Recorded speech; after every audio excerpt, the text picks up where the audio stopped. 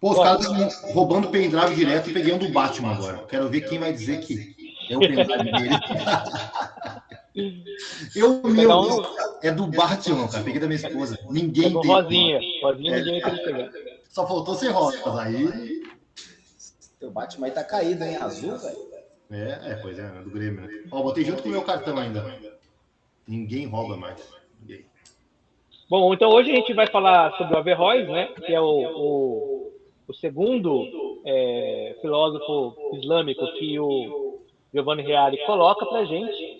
É, e depois desse a gente entra nos hebreus, né? Nos filósofos hebreus da época, da Idade Média, e depois entra no Tomás de Aquino. Né? Então falta aí mais dois para a gente chegar até lá.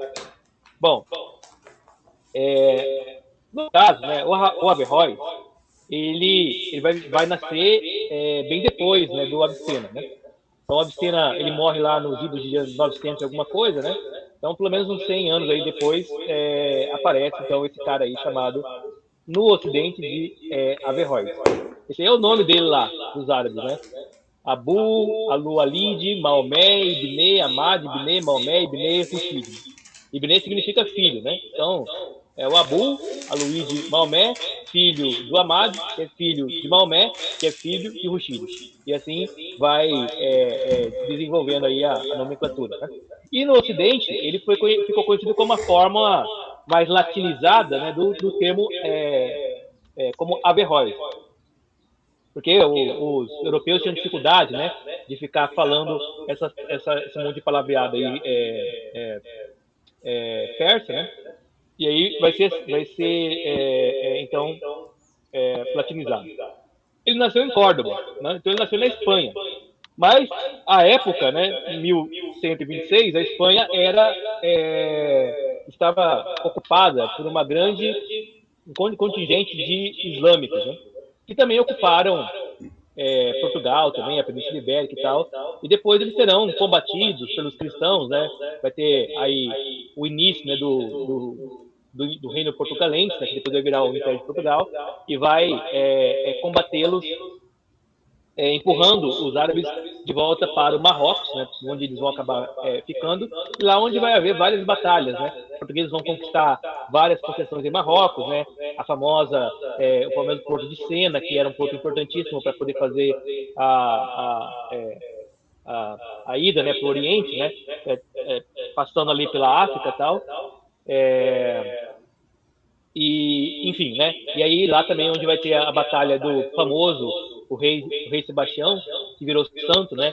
E que desapareceu em batalha, que havia toda uma expectativa messiânica que ele retornaria em algum momento. Inclusive, isso motivou a Guerra de Canudos aqui no Brasil, né? Que tinha no Antônio Conselheiro, né, a figura de uma espécie de sebastianismo, né? Ou seja, a ideia de um messianismo, de um rei português que voltaria porque foi santificado porque lutou contra os islâmicos, né? Bom, às vezes, o Averroes e o Avicena são chamados de filósofos árabes, né? Filosofia árabe, no geral, né? Mas, na verdade, nem o Avicena nem o Averroes eles são árabes. Eles são, na verdade, persas. Então, seria mais apropriado, mais correto chamá-los de filósofos islâmicos do que filósofos árabes, né? Porque dentro do mundo árabe haviam poucos filósofos, né? No mundo árabe em si, né? No mundo persa, assim, 80% dos filósofos da filosofia islâmica, eles são persas, né? E aí vocês viram o filme lá, o Físico, né? O filme nas últimas aulas que a gente passou lá, né? Vocês viram que o reino lá, os reinos persas, eram reinos que tinham uma interação com o Ocidente, interação com judeus, interação depois com cristãos, interação com outros povos do Oriente Médio, né? Inclusive árabes, que lutavam entre si. Então, os persas eles também lutavam contra os árabes, né? Os árabes contra os persas. Então, está toda ali uma misógina ali de questões, né? Então, o Averroes ele nasce na Espanha. E aí, mas como nasce em uma Espanha islamizada, ele não fala espanhol, apesar de não haver nenhuma dúvida de que ele poderia falar espanhol. A língua franca, né, que ele vai desenvolver as suas teses é a língua persa, né? É o Pash, né? Persa, né? Língua persa. Bom, ele estuda tudo, né? Ele é um polimata, né? Polímata. Polímata é alguém que sabe um pouquinho de cada coisa, né? Era como eram conhecidos os sofistas na época lá da Grécia Antiga, né? Sabia um pouco de matemática, um pouco de física, um pouco de retórica, um pouco de biologia, um pouco de medicina, né? E você vai sabendo um pouco de tudo para poder atuar, né, na esfera pública como alguém que tem opinião sobre qualquer coisa. Isso é a figura do polímata, né? O Averroes era isso, né? Ele tinha uma produção filosófica, a gente vai ver, né? Era basicamente aristotélica, mas também com algumas coisas do Platão. O Averroes ele vai ser conhecido no Ocidente pela alcunha de O Comentador, porque a maior parte da sua produção filosófica que fica, né, famosa no Ocidente são comentários às obras de Aristóteles, mas por alguma razão ele não comenta, né? Não sei se ele, não sabemos se ele não tinha acesso à obra política de Aristóteles, né? Então, quando chega na parte política, ele vai comentar a República do Platão, né? Ele comenta, então, a física, as categorias, a metafísica, a psicologia de Aristóteles, mas a parte política, né, a ética, né, mas a parte política, ele vai comentar a filosofia do Platão. Ele também vai desenvolver teologia, e aqui é importante a gente entender um pouco sobre o que significa teologia nesse sentido aqui, né? Que é bem diferente do Ocidente. Então, no Oriente Islâmico, principalmente, né, você não tem uma instituição que a gente poderia chamar de igreja, né? Instituição que tem um magistério, né? Que tem uma determinação do que é a doutrina correta, estou falando mais parecido com a Igreja Católica, né, do que a Igreja Protestante, que ela é mais focada em interpretações, né, e tem as confissões de fé, né. A Igreja Católica, ao invés disso, ela determina a verdade religiosa por meio do magistério. E não existe no mundo islâmico algo parecido com isso. Né? O que existe no mundo islâmico é uma outra formação de interpretações do Alcorão que são autorizadas. O Alcorão, não sei se vocês já tentaram pegar alguma vez para dar uma olhada, né? Leram algum momento, né? Mas o Alcorão é um livro bastante curto, né? Deve ter, assim, uns 250 páginas, mais ou menos isso. O resto, a maior parte, é comentário, né? E o Alcorão, ele é tradicionalmente recebido da seguinte forma. Então, o Maomé, né, que é esse profeta, ano de 622, né, ele recebe uma vocação, né, um chamado angelical, de um arcanjo, o arcanjo, se não me engano, foi o Gabriel, o Rafael, um dos dois, né, e que começa a ditar para ele, né, o livro do Alcorão. Só que ele não dita o livro tudo de uma vez, né? Ele vai ditando de pouquinho em pouquinho. E durante 28 anos, né, o Alcorão ele vai ser paulatinamente escrito em trechos que depois vão ser aglutinados todos no livro do Corão, né? Divididos aí em livros, né, e divididos também em capítulos e versículos para poder localizar melhor. Pode falar. Não, só esse aqui é o Gabriel. Vou escrever aí, Gabriel, né? Gabriel, né? Exatamente, é o Gabriel. Perfeito. Então, o Alcorão demorou 28 anos para ser finalizado. Né? E durante esses 28 anos, Maomé não ficou parado, né? Maomé ele foi peregrinando, né, por várias tribos orientais, né, várias tribos do Oriente Médio, várias tribos árabes, tribos persas, né, tribos lá que eram desarticuladas, e foi convencendo com o seu poder carismático, né, porque ele era um líder adorado, né, pelos seus liderados, né, ele tinha muito carisma e tudo mais e tal. Ele vai convencendo esses homens, né, essas tribos, a aderir à nova fé, à nova religião. Enquanto Maomé está vivo, ele interpreta, né, ele dita o Alcorão e ele mesmo interpreta o Alcorão. O que vai ser o problema é quando Maomé morrer. Por quê? Quando ele morrer, aí você vai começar o processo, né, de tentar ir apropriando, né, ir interpretando o Alcorão a partir das necessidades que vão aparecendo de novidades. Né? E um dos personagens que vai ser mais próximos dessa interpretação alcorânica após a morte do Maomé vai ser o genro dele. Maomé é casado, né? Ele foi casado com várias mulheres, né? Teve 9 esposas. Né? A primeira delas era uma viúva muito rica, que dá, né, a patrocina, vamos dizer assim, o primeiro movimento ali político do Maomé. E o genro dela chamava-se Ali, né? Conhecido como Ali. E o Ali, genro dele, na verdade, irmão dela, né? E o Ali, genro não, pai dela. E o Ali vai, falando genro do Maomé. Né? Genro do Maomé é casado com a filha do Maomé. É isso, né? E o Ali, então, muito próximo do sogro, vai formar um grupo de intérpretes que teriam conhecimento sobre a vida de Maomé, de coisas que Maomé teria dito, mas não teria escrito, de coisas que Maomé teria feito, mas não teria sido registrada, que os autorizam a continuar interpretando passagens do Alcorão após a morte do Maomé.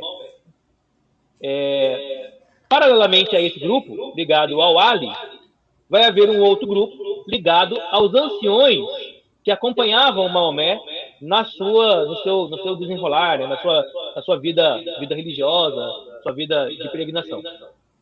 E esses anciões que acompanhavam Maomé, eles diziam, né, que se acharam no direito de serem, né, os verdadeiros intérpretes da religião islâmica. Logo, então, vão formar 2 grupos, né, 2 grupos de interpretação. Um grupo com esses anciões, que estão baseados na ideia de tradição, né, a tradição, os costumes, né, a proximidade com o profeta que eles tinham por serem seus companheiros de jornada, e esse grupo é chamado de sunitas. E os sunitas, então, eles são sempre a maioria do povo islâmico, né? Maioria, como se fossem presbíteros, né? Anciões que vão se sucedendo nas interpretações e criando uma espécie de interpretação autorizada do Alcorão. Essa interpretação, ela é, ao mesmo tempo, teológica e, ao mesmo tempo, jurídica. Né? Porque o mundo islâmico não separa o mundo político do mundo religioso. Né? Ele não separa a esfera política da esfera ética, da esfera religiosa. Então, quando a gente fala que o Averroes era um teólogo, nesse modelo antigo, né, a gente está falando que ele tinha não apenas a sua maneira de interpretar o Alcorão, né, mas como ele também era do direito, ele também foi juiz, né, ele também foi linguista, ele também trabalhava com jurisprudência, ele também interpretava esses documentos, né, à luz da sua percepção. Ele não era um sunita, né, o Averroes não era um sunita. Ele participará mais ou menos de um outro grupo que eu vou falar já qual era, né? Que é mais ligado aí a uma coisa mais filosófica mesmo do mundo islâmico.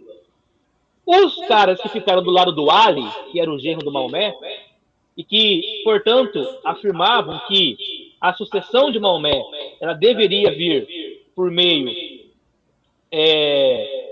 de companheiros mais achegados, né, e principalmente ligados a elementos sanguíneos, né, ou seja, parentes do profeta, né, porque os sunitas eles eram anciões, né, companheiros do profeta. Esse outro grupo ligado ao Ali vai ser conhecido como xiitas. Os xiitas não nasceram como um grupo radical, né, e nem hoje eles são radicais, ou os sunitas são radicais, porque há grupos radicais nos dois, né? Então o Boko Haram, por exemplo, é uma milícia, né, um grupo radical sunita, enquanto que a Al-Qaeda é um grupo radical xiita. Então, essa divisão, né, entre os sunitas são mais radicais, os xiitas são mais, ou vice-versa, essa relação ela não funciona muito bem, né? Porque sunitas e xiitas, eles se diferenciam apenas da sua forma de como que se compreende a transmissão da sucessão do profeta Maomé. Xiitas significam os companheiros, né? E ela é uma interpretação muito mais específica, né? E muito mais particular, que tenta seguir uma ordem que não seja a ordem da tradição, mas seja uma ordem da tradição que eu falo de uma tradição que é construída paulatinamente por meio dos anciões, né? Mas sim de uma tradição que é ligada a esses conhecimentos específicos que o Ali e outros teriam de comportamentos da vida mais recente de Maomé. Fato é que Maomé, ele era analfabeto quando escreveu o Alcorão, né? Quando ele recebeu os trechos, né? E escreveu uma obra que é, assim, muito, muito, muito importante para a língua árabe, para o mundo árabe. É uma obra que tem a mesma importância que a Bíblia do Lutero tem. Né? A Bíblia do Lutero, ela funda, né, a língua alemã, e o Alcorão, de certa forma, funda também a língua árabe. E o Alcorão, ele é escrito com vários elementos assim que são assim, até certo ponto assustadores, né? Nós já vimos em aulas muito passadas, na aula de grego, né? Aquela forma de interpretação que os judeus têm, né, da Bíblia hebraica, chamada de gematria. O que é a gematria, né? Você transforma as letras em números, né? E você vai fazendo cálculos numéricos para poder encontrar um código escrito, né? Um código secreto da Bíblia, né? E os judeus, eles gostam muito de fazer isso, né? E acham coisas assim muito, muito interessantes, né? Tem eu vi outro dia, né? Um rabino, ele estava numa sinagoga dessas bem tradicionais. E aí ele estava querendo demonstrar, né, como que isso funcionava, tal, na prática, né? E aí ele pega lá um texto do Deuteronômio, um texto que fala sobre a punição de Deus contra Israel, né? E aí ele faz gematria, ele pega, calcula, né? Essa letra aqui vai até aqui, número tanto, né? Tal número, né? Aí a soma desses números aqui, que evocam tal outra palavra e tal. Ele vai somando, fazendo lá o esquema lá do código da Bíblia, e ele chega na Bíblia hebraica na palavra holocausto, né? Bem no texto, né? Onde, do Deuteronômio, onde Deus está falando que vai punir Israel por seus pecados, né? E aí ele explica, né? Claro que ele está falando, né? Na sinagoga, fala, olha, o holocausto, ele foi uma punição de Deus aos judeus, porque eles deixaram de serem fiéis a Yahvé, né? E se perderam lá no materialismo, né? Se perderam lá no dissociamento das tradições. Isso é uma coisa muito, muito, muito comum, tanto em sânscrito como na língua no hebraico, e também é muito comum na língua árabe. E aí, no Alcorão, você tem assim esse mesmo procedimento, né, de pegar as letras do Alcorão, né, e aí mudar para números, né, e aí por meio de cálculos, você chega, né, a situações onde um texto que está, por exemplo, assim, né? Um texto na página 10, né, do Alcorão. Ele faz uma soma lá de números, e aí quando você vai procurar aquela referência numérica, né? O seu versículo correspondente lá depois em outro lugar do Alcorão, os dois versículos são conectados, né? Então, aqui ele começa a explicar uma coisa, 200 páginas para frente, ele retoma a explicação como se os dois versículos tivessem sido colocados ali de maneira proposital. E isso em todo o Alcorão é assim, né? Tem várias passagens que são construídas dessa forma. Há toda uma sonoridade também do Alcorão, tanto que você, quando vê, né, filme ou vê vídeo, né, do Alcorão sendo lido, né, geralmente ele é lido de maneira cantada. O que significa que você está lendo o Alcorão, né? E em árabe as palavras elas têm tônica, né? E têm rima própria, né? De maneira que os textos do Alcorão eles são todos assim construídos em paralelismos fonéticos, né? Paralelismos tônicos que para a língua árabe são como uma grande canção. Daí a razão pela qual também, além de ler de forma cantada, as recitações elas são muito, muito mais memorizadas, né? Porque a gente memoriza muito mais fácil canções. E por que eu estou falando isso? Né? Porque quando você pega esse tipo de informação, isso é completamente viável e possível de você ir lá e constatar, Não dá para fazer isso na Bíblia, no Alcorão em português, né? Aí você tem que ver o Alcorão em árabe, mas assim, na internet tem um monte de gente que explica isso melhor até. Você chega à conclusão de que o Alcorão não é um livro qualquer, né? Não é um qualquer sentido assim. Ele não foi um livro escrito por qualquer pessoa, de qualquer jeito. E há quem acredite que nem teria sido possível um ser humano da época escrever um livro de tamanha magnitude, de tamanha conformidade. Né? E aí evoca-se a ideia de que, então, o Maomé, de fato, teve, né, alguma experiência mística, seja lá qual experiência essa for, né? Se for uma experiência demoníaca, se for uma experiência esotérica, né, ou até mesmo com Deus, mas assim, da forma dele, né? Parece que o Alcorão ele tem, de fato, uma mão ali, meio espiritual mesmo. Mas isso aí, claro, né, é uma questão também de você investigar para ver se você concorda ou não concorda com isso. Isso tudo do Alcorão faz com que ele seja um livro muito sagrado.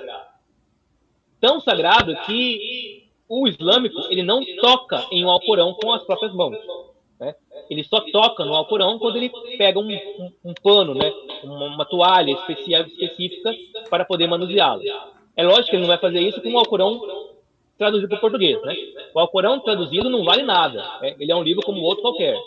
Mas o Alcorão em árabe, ele é o livro sagrado, mas sagrado de um jeito que não é como no cristão, né? Que é o conteúdo do livro é sagrado, né?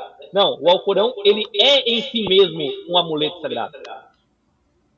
E isso faz com que esse livro, ele seja a fundação dessa nova religião que está fundando também uma nova civilização. Então, o islamismo é uma religião que funda uma civilização toda baseada na revelação de Maomé. Quando Maomé morre, obviamente, você vai ter disputas, né, das várias localidades para ver quem fica com o espólio, né, quem fica como sucessor. Você vai ter então uma fragmentação total e aí aparecem esses grupos diversos aí.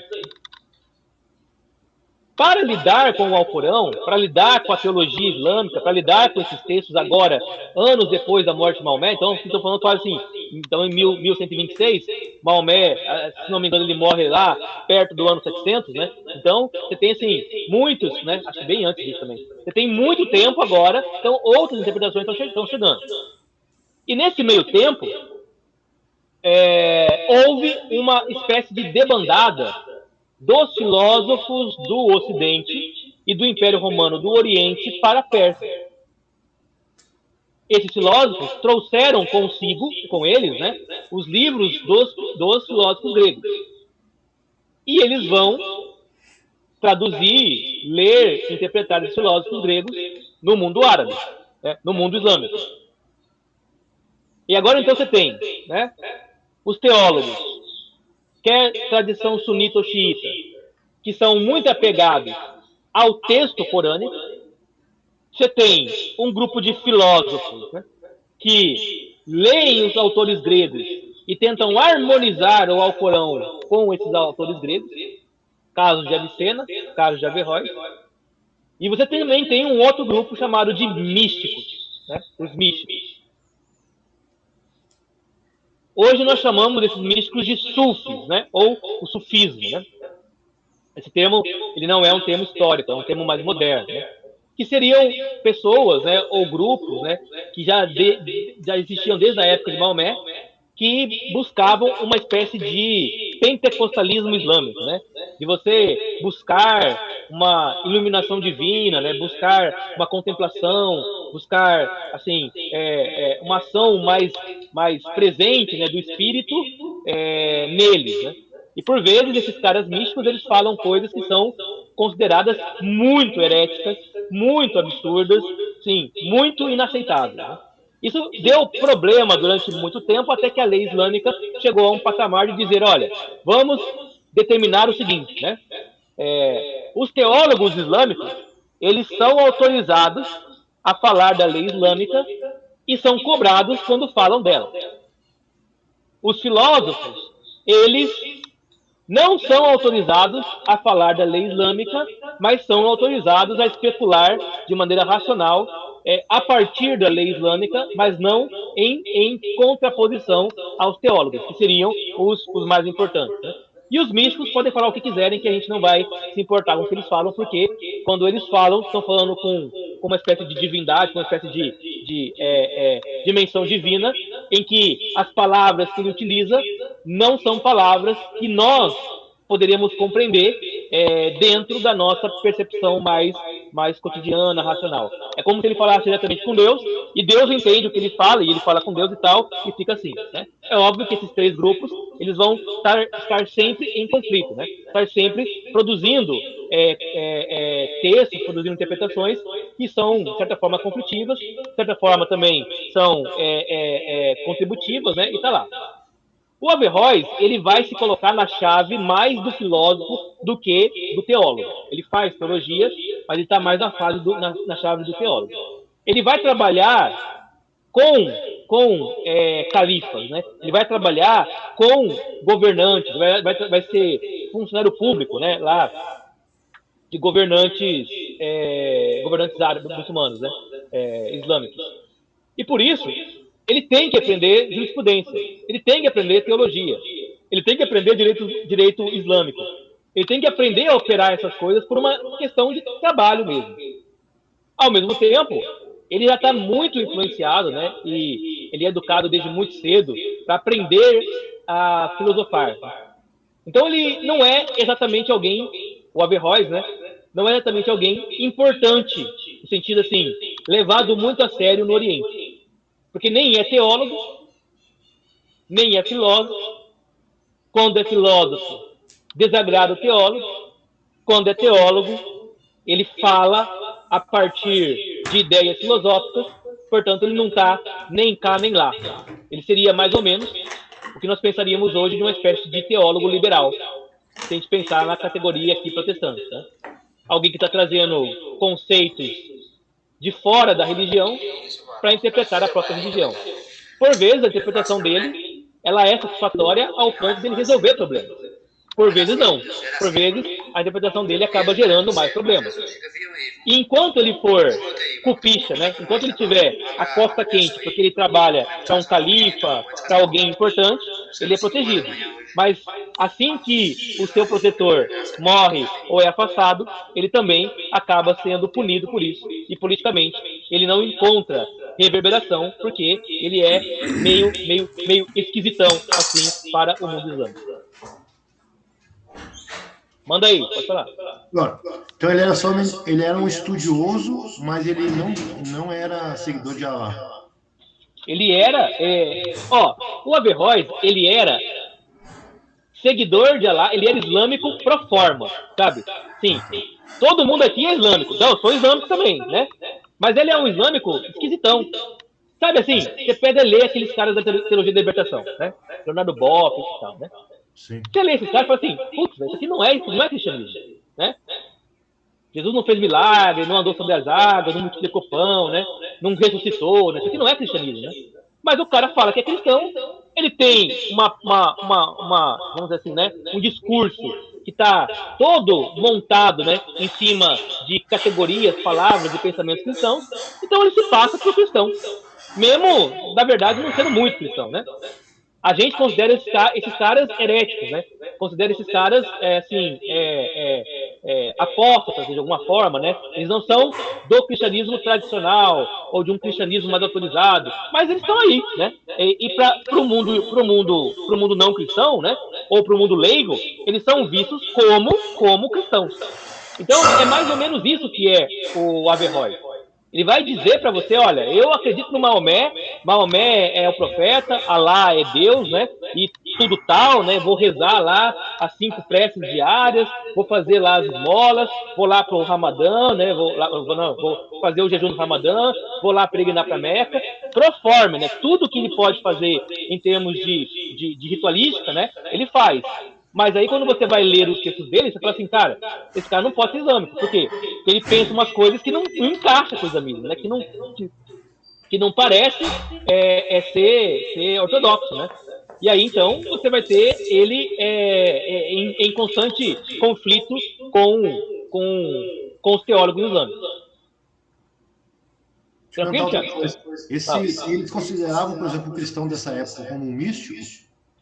Os místicos cristãos, sim. Né? Então, por exemplo, há menção, né, há relatos de São Francisco de Assis indo até o mundo árabe para pregar o evangelho. Se o São Francisco de Assis fosse um missionário pregador, seria morto, né? Ou ele seria expulso da cidade. Mas ele é bem recebido onde quer que ele chega. Por quê? Porque ele é um místico.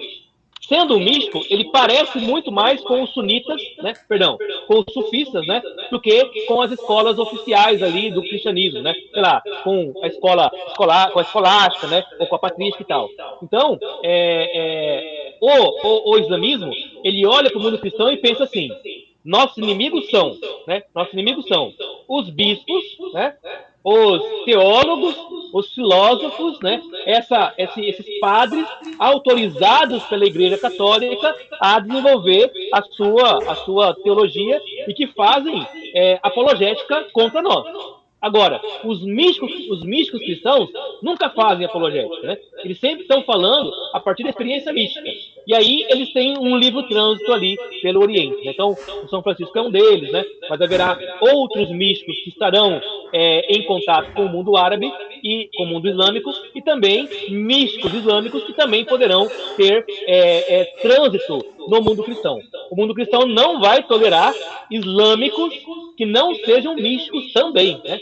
Então, islâmicos que defendem, por exemplo, a interpretação alcorânica, né? Que não seguem a doutrina cristã, a trindade e tudo mais, esses aí, eles não são tolerados no mundo cristão, sim, tolerados pela igreja, né? Mas são civilmente, são, socialmente, eles estão fazendo negócio, né? Estão em trânsito ali, né? São hostilizados, né, por vezes, mas há uma liberdade de consciência, de culto privado, né, na Europa medieval e, de certa forma, também na Pérsia medieval, né, na Pérsia nesse momento histórico. Beleza, Thiago?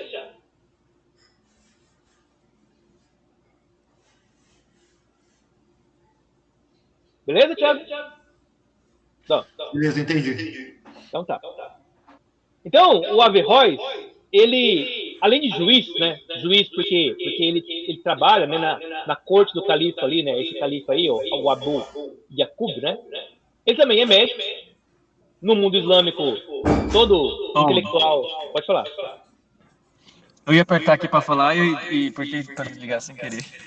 Pode falar. Eu ia falar o seguinte, baseado nessa informação que você falou, já é uma dica para quem quiser evangelizar os muçulmanos, não é só chegar lá orando em língua, fechando o olho assim, pôr a mão. Você não vai conseguir... na hora. Você não vai conseguir evangelizar porque eles não vão levar você a sério, né? Eles vão falar assim, isso aí é um místico, né? Quer dizer, o místico não é levado a sério, né? Por quê? Porque a palavra dele não é para os homens, entende? A palavra dele é para ele, Deus, né? É para ele uma experiência a Deus, né? Quando você transforma a experiência mística numa experiência elaborada, né? Que aí é doutrinária, né? Que aí é de alguma forma teológica, aí começa um problema, né? Porque daí você não é um místico falando, aí você é um teólogo falando, né? E aí você não vai conseguir ter penetração no mundo islâmico de maneira assim livre, né? Principalmente no mundo islâmico mais fundamentalista, né? Que não quer dizer que é xiita por causa disso, né? Mas, por exemplo, no Irã é um mundo islâmico muito mais fundamentalista, né? No Afeganistão, muito mais fundamentalista, né? Em alguns países africanos, muito mais fundamentalista. Aliás, né? A maior parte dos islâmicos do mundo hoje são africanos, né? A maior parte dos islâmicos hoje estão na África ou estão na Oceania, principalmente na Indonésia. E você vê que é onde está acontecendo a demanda, né? Como é que fala? A expatriação dele lá, que o pessoal está todo saindo de lá, foi refugiados, né? Eles são refugiados, assim. Muitos vindo para o Brasil e muitos vindo para cá, para os Estados Unidos também. Sim. E é porque, assim, né? Como o mundo islâmico até hoje, né? Até hoje, tem uma barreira muito pequena entre a política e a religião, uma barreira muito pequena, né? Então, essas lutas que acontecem tanto no continente africano, né, como ali no Oriente Médio mais ao sul, né, no Iêmen, né, aquela região ali, tanto lá na Indonésia também. Como a barreira é muito pequena, os conflitos acabam sendo também conflitos religiosos. E também étnicos. Por quê? Porque na África você tem populações que são islâmicas de uma determinada linha, que aí na África também essas linhas elas se multiplicam, né? Então você tem islâmicos de várias linhas que não se concordam, né? E que acham que eles são que deveriam estar no poder. E aí então você coloca um grupo lá no poder, o outro grupo aqui que acha que deveria estar, ele começa a lutar para alcançar o poder também. E usa o Alcorão, usa a religião para justificar isso, né? E aí junta religião com poder bélico, com influência ocidental, com influência chinesa, né? E aí vira um balaio de gato mesmo. Por isso que fala que é os radicais, né? Os mais radicais. Isso, né? Então a gente fala dos radicais, né? Os radicais são os fundamentalistas islâmicos, né? Que são grupos, né? Que são grupos sectários, né? Que na sua grande maioria possuem um braço militar, possuem um braço de guerrilha, de armada, né? E que por vezes eles se transformam em partido político, caso do Hamas, por exemplo, né? Lá na Palestina, que era um grupo de milícia, né? Um grupo anti-Israel de milícia e que virou partido político, né? Caso lá do Afeganistão, né, do Talibã, que era um grupo de guerrilha armado pelos Estados Unidos para combater o avanço soviético, e que depois se torna um grupo terrorista contra os Estados Unidos, e hoje ele é o partido político que governa o Afeganistão, né? Então você vai modificando, né, essas estruturas aí, e não tem muito problema disso. Por quê? Porque, como eu disse, né, a religião e a política no islamismo, elas não são muito separadas, assim, né? Elas são meio intercortadas, né, interpenetradas. Mas está indo e voltando então para explicar o islamismo, para entender um pouco do pensamento do Averroes, né? O Averroes, então, ele é um personagem dessa ebulição de coisas, né? E por ser um filósofo, ele não vai ter grande fama no mundo islâmico. Por ser um filósofo, ele vai ter muito mais eco no mundo cristão do que no mundo islâmico, pois o mundo cristão ele dedicou-se já desde Carlos Magno à construção de escolas que produzem pensamentos filosóficos. Então o Averroes, assim como o Avicena, não são lidos no Ocidente porque são teólogos islâmicos. São lidos no Ocidente porque são filósofos que estão discutindo algo novo que o Ocidente não conhecia, que era o aristotelismo. Ou novo não, né? Mas algo que tinha sido esquecido, vamos dizer assim. Por isso que o Avicena e o Averroes são personagens que, apesar de serem do mundo islâmico, eles são muito mais famosos, muito mais importantes e muito mais conhecidos no mundo ocidental. Bom, enquanto ele era, então, apadrinhado por políticos, né, e por governantes, ele teve uma vida muito próspera e de muito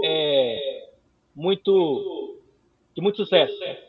Tanto que ele conseguiu escrever muitos e muitos livros, traduziu muita coisa, né? Ou seja, ele tinha tempo livre para fazer essas coisas, né?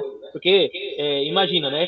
Se você tem que trabalhar para ganhar a vida, você não vai ter tempo de escrever, estudar, de fazer nada, né? Então, ele já é filho de uma família de juízes, ele já tem, né, uma tradição familiar já de estudos, e ainda assim ele vira médico-chefe, ele vira juiz da corte, ele vira coisa importante lá no império, nos reinos, né, persas. Isso vai dar para ele possibilidade dele produzir muita coisa. Mas, como qualquer membro de partido político, quando o outro partido chega ao poder, ele é ostracizado, né? E foi só o Abu Yaqub, né, sair do poder, que o Averroes acabou sendo banido, né, do convívio da elite ali da Pérsia. Suas obras foram banidas, né, consideradas obras heréticas, e ele foi então condenado como herético. Não foi morto por causa disso, a gente nem sabe como ele morreu na verdade, mas ele viu suas obras serem destruídas no Oriente, enquanto que no Ocidente ele era a sensação do momento. Bom, o que o Averroes fez? Né? Ele tentou restaurar o pensamento de Aristóteles. Por quê? Porque no mundo árabe, principalmente por meio do Avicena, mas também de outros dois filósofos importantes, que era o Al-Kindi, que é bem antes do Avicena, e que é o Al-Ghazali, que é um pouco depois, contemporâneo do Averroes. O Al-Kindi, Al-Kindi, o nome dele, né? Al-Kindi, ele nasce em cerca de 800, mais ou menos, depois de Cristo, e morre lá 870 depois de Cristo, mais ou menos. O Al-Kindi, ele faz uma espécie de harmonia entre o pensamento platônico e o pensamento aristotélico. Ele harmoniza os dois, né? Dizendo que, olha, a filosofia começa com Platão e Aristóteles termina de desenvolver a filosofia de forma um todo coerente, né? Platão e Aristóteles unidos, né? É um filósofo que teve uma perspectiva muito interessante e que muita gente hoje, que é leitor de Aristóteles, leitor dos gregos, né, concordam com a perspectiva dele, né, que era uma perspectiva bastante revolucionária para a época. Quando o Avicena chega, e o Avicena é de 980, mais ou menos, né, quando o Avicena chega, o Avicena já tem muita influência do Aristóteles, mas também o Avicena ele nutre uma certa influência platônica ou neoplatônica. Nós vimos isso quando falamos sobre como o Avicena entende a criação do mundo, né? A criação do mundo, então, é criada por um ser que uma mônada pura, né? Esse ser mônada pura cria a primeira criação, né? O primeiro ser criado. O primeiro ser criado vai criar os próximos seres aí em ordem, né? Em ordem piramidal, criando a multiplicidade, né? Então, essa ideia, né, das esferas, né, as esferas celestes que vão sendo criadas, né, e aí a última esfera sublunar, da onde nós somos parte, né, essa construção do Avicena é uma construção neoplatônica, né? E, portanto, o neoplatonismo, lá pelos anos dos anos 1000, lá na Pérsia, ele tem muita influência também. Quando o Averroes chega, ele quer, de alguma forma, purgar, né? Ele quer, de alguma forma, restaurar a proeminência de Aristóteles, né? O Averroes entende. O Aristóteles é superior ao Platão. O Aristóteles, ele resolve os problemas filosóficos a partir de um pensamento que é particular e próprio dele. Ele não deve nada a Platão, né? No sentido assim, de que a filosofia dele é outra filosofia. Isso é o que entende o Averroes. E por isso ele vai, então, se opor ao pensamento de Avicena e ao pensamento de outro filósofo da época chamado Al-Farabi, que é outro filósofo de linha parecida com o neoplatonismo lá no mundo árabe. No mundo árabe, não. No mundo oriental, ali, né? Médio Oriente. Então, o Averroes começa a argumentar que seguindo, né, a sua interpretação do Aristóteles, que só existe uma forma de chegar à verdade. Um caminho. Esse caminho é a filosofia do Aristóteles. Esse caminho é filosófico. A verdade, para Averroes, ela vem única e exclusivamente por meio da razão. Mas, por vezes, a razão chega a conclusões filosóficas que contrariam palavras que estão escritas no Alcorão. E aí fica o problema. Se o Averroes está defendendo que a filosofia é o único caminho da verdade, e ao mesmo tempo está defendendo que ele é um islâmico e, portanto, ele admite que o Alcorão é de fato uma revelação, que o Alcorão é de fato um texto sagrado, como é que ele faz para arrumar essas duas coisas? Então ele cria uma maneira, né, um artifício interpretativo hermenêutico, onde ele afirma que quando o Alcorão e a filosofia estão em consonância, né, estão em concordância, isto é verdadeiro, mas não é verdadeiro porque está no Alcorão, é verdadeiro porque está na razão. Quando a filosofia se distancia do Alcorão, a verdade racional estará na filosofia.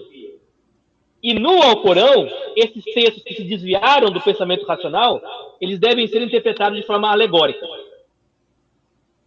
Então, nesse ponto, ele vai dizer, o Alcorão não está mentindo.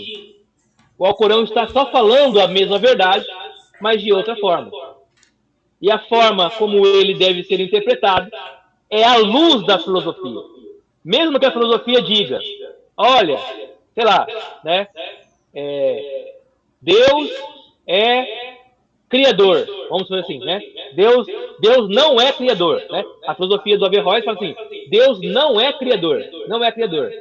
Mas o texto islâmico diz que Deus é criador, a verdade para Averroes está na filosofia. Então Alá não é criador. Mas e como que eu resolvo esse texto que fala que Alá é criador no Alcorão? Ele fala, bom, então Alá é alegoricamente criador. Ou seja, Alá não de fato cria, mas ele modela a matéria informe do universo para dar forma a ela de alguma forma, de alguma maneira, né? Transformando, então, Alá em uma espécie de arquiteto. Você falou sobre isso na aula passada, né? Marcelo de arquiteto. Mas não está escrito isso no Alcorão, não. Mas é isto que o texto quer dizer alegoricamente, segundo Averroes. Você já começa a entender agora porque o Averroes vai ser perseguido, né? E os textos dele vão ser banidos, né? Por quê? Porque ele está interpretando o Alcorão de uma forma que é contrária à forma que os teólogos e juristas islâmicos, né? Os juristas alcorônicos, eles interpretavam. E por isso, eles achavam que Averroes era um perigo. Um perigo. E que deveria ser extirpado ali, né? Do mundo islâmico. Acima de qualquer coisa, então, o Averroes, ele vai produzir muitas traduções do Aristóteles. Mas aí a pergunta é, essas traduções, elas sempre vinham acompanhadas de muitos comentários. Comentários que tinham por finalidade tornar a obra do Aristóteles mais simplificada ao ouvido do não filósofo. Conta-se, então, que a tradição diz que é um califa, esse califa ali chamado Intufail, na verdade, né, que pediu para o Averroes simplificar o Aristóteles para que a corte desse califa, pudesse entender o pensamento do grego. Né?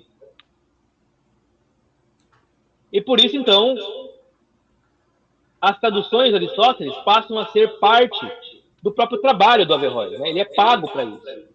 E aí começa a se explicar como ele teve condições também, né, de produzir tanto e com tanto esmero, né, com tanto cuidado. Né? Então, eram traduções e comentários de altíssima qualidade.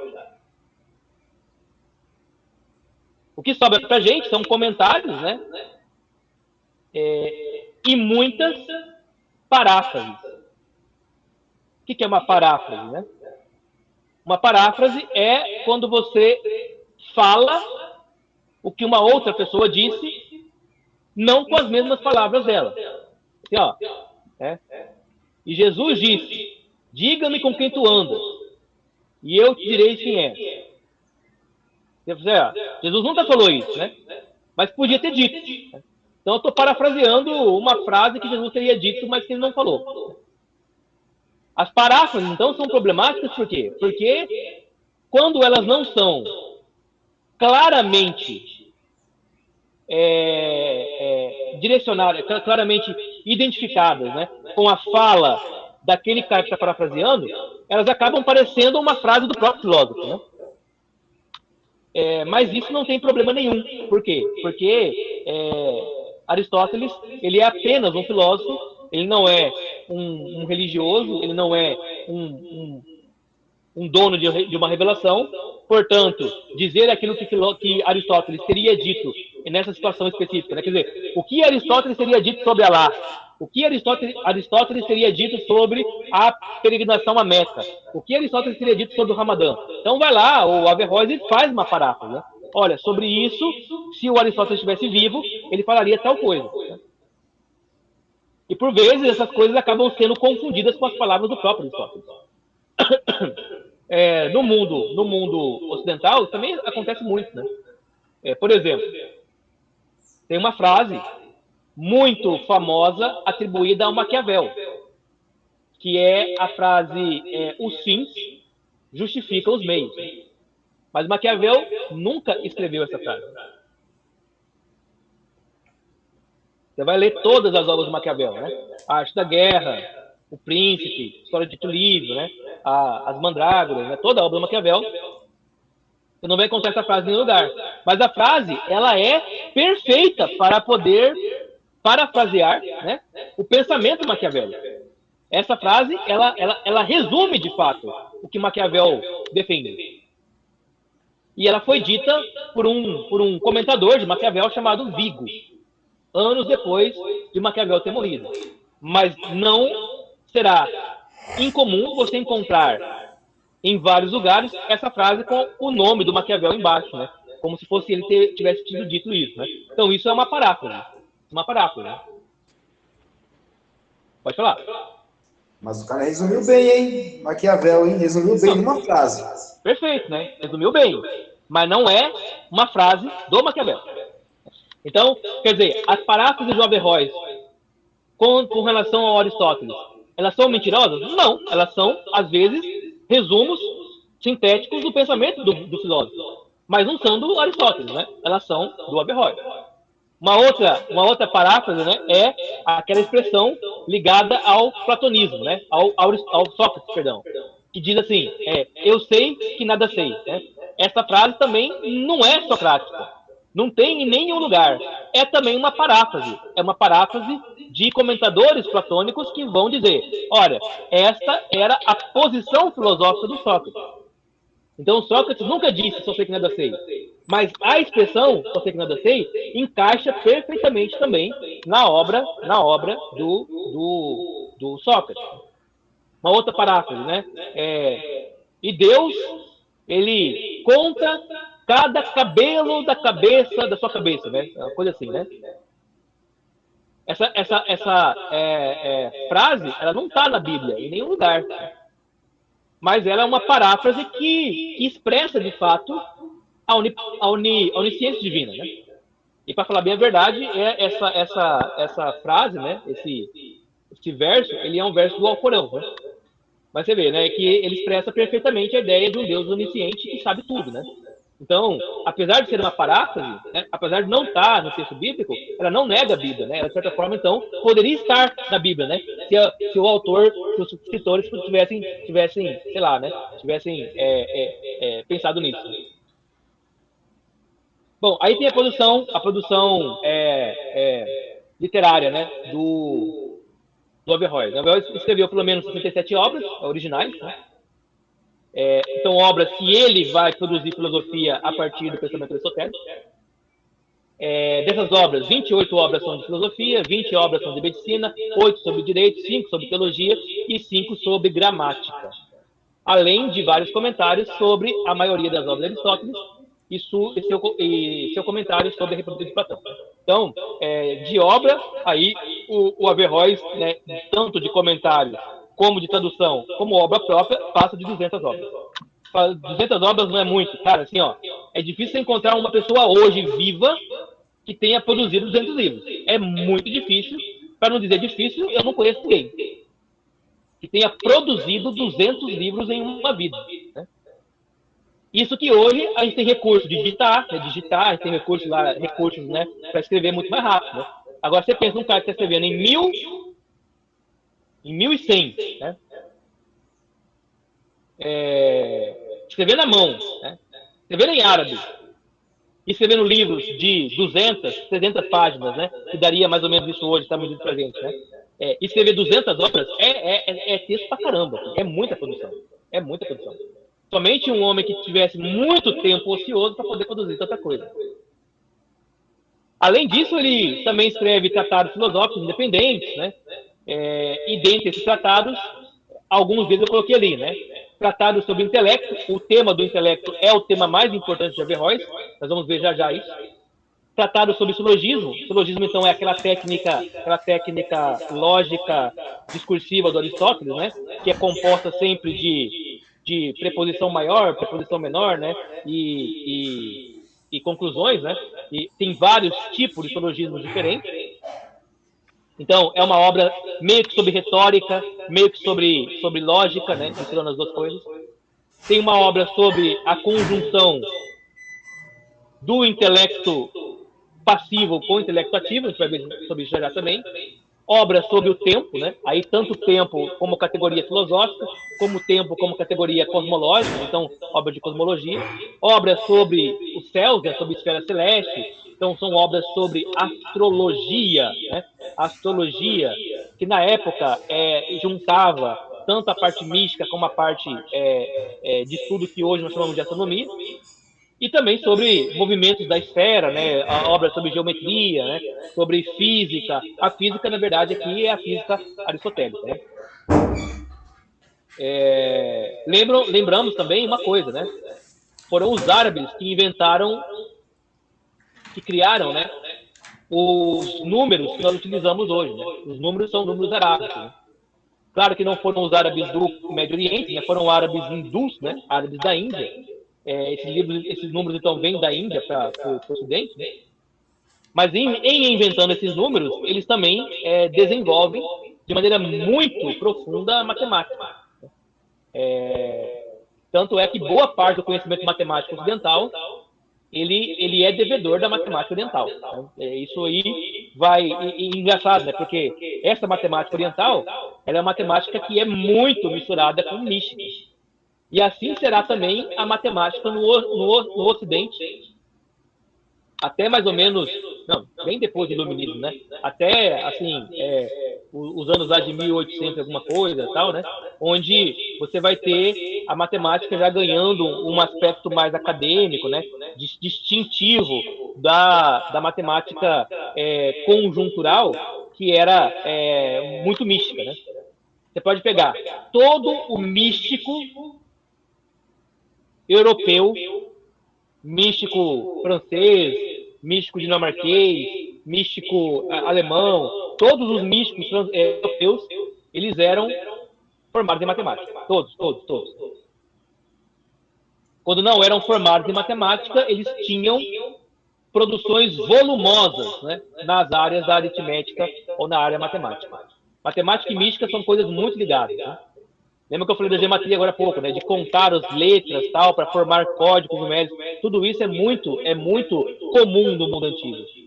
E aí você vai ver isso lá em Pitágoras, você vai ver isso lá em Tales de Mileto, você vai ver isso nos sábios judaicos, né? Você vai ver isso em todo momento, né? Na maçonaria, né? Em todos os centros de esoterismo, né? Matemática é muito vinculada com a mística. Por quê? Por que ela é vinculada, né? Porque a matemática é um tipo de linguagem que é muito precisa para falar sobre a realidade do mundo cósmico, do mundo externo. Você cria lá a frequência Fibonacci, né? A estrutura áurea, né? Então esses números, né? Eles vão explicar e vão decodificar muito da natureza. Então se criou a ideia de que se Deus, ou se deuses, ou se espíritos, né? Ou se forças ocultas, elas governam o universo, né? Cósmico, elas o governam por meio de matemática, por meio de linguagem matemática. E essa linguagem matemática, então, ela deve ser conhecida por qualquer pessoa que queira penetrar esotericamente no mundo místico. Não é que todo místico é matemático, né? Todo místico cristão, né? Mas todo místico esotérico, ele vai ter conhecimento, vai desenvolver matemática. O próprio Isaac Newton, depois vocês podem procurar, o próprio Isaac Newton, que é o pai da física mecânica, né? E que é o grande responsável, né, pela matematização das ciências exatas no mundo ocidental, ele, da sua grande obra, né, dos seus livros, né, escritos, a maioria deles são livros esotéricos. A maioria deles, né? comentários bíblicos de Daniel, comentário bíblico do Apocalipse, né? Livros esotéricos, né? E várias ideias do Newton são ideias esotéricas que ele traz para dentro da sua física para explicar coisas, né? Como o movimento perpétuo, né? Como outras coisas também que ele vai lá investigando. Então, matemática é muito ligado com o esoterismo e é muito ligado com essas investigações aí esotéricas no mundo antigo. No mundo antigo, não. No mundo moderno mesmo, ali na Europa. A matemática, então, ela se dividirá, né? Assim, haverá a matemática acadêmica, né? Essa que é materialista, né? Que é fria, né? Que é dos números ali, que não significam nada, né? Mas haverá sempre uma matemática simbólica, né? Uma matemática onde cada número representa alguma coisa, né? Ele tem um significado oculto, né? Que carrega energia, que carrega significado, sentido, tudo mais. E isso é muito comum, tanto no mundo antigo como hoje ainda naqueles círculos, né? De astrólogos e de numerólogos que ainda permeiam aí a sociedade moderna. Bom, ideias filosóficas de Averroes, né? Averroes, então, ele escreve uma extensa crítica à filosofia do Avicena. Avicena esse que, para o Averroes, era um defensor do neoplatonismo islâmico na Idade Média. Na verdade, não era bem isso, né? Porque o Avicena, ele leu bastante Aristóteles, né? Se o Averroes conhecesse as discussões da patrística, ele ia perceber que o Avicena, ele era muito aristotélico em comparação com Santo Agostinho, que era extremamente platônico. Mas para ele, que era muito fã de Aristóteles, o pouco de platonismo que existia em Avicena já era muito. Mas o que incomodava muito o Averroes, né? Além de você não dar crédito para o grande filósofo da vida dele, que era Aristóteles, né? É que algumas teorias do Avicena pareciam para ele não fazer muito sentido.